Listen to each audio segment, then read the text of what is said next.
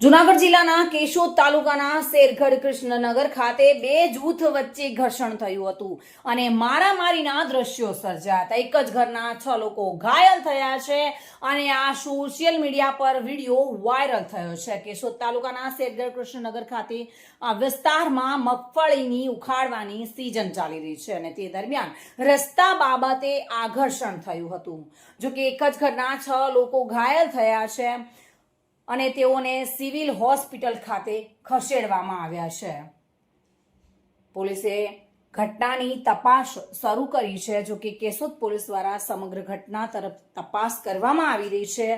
આ ઘટનાનો live video પણ સોશિયલ મીડિયામાં વાયરલ થયો છે. મધુ રાવલિયા સાથે bureau report, today Gujarati news.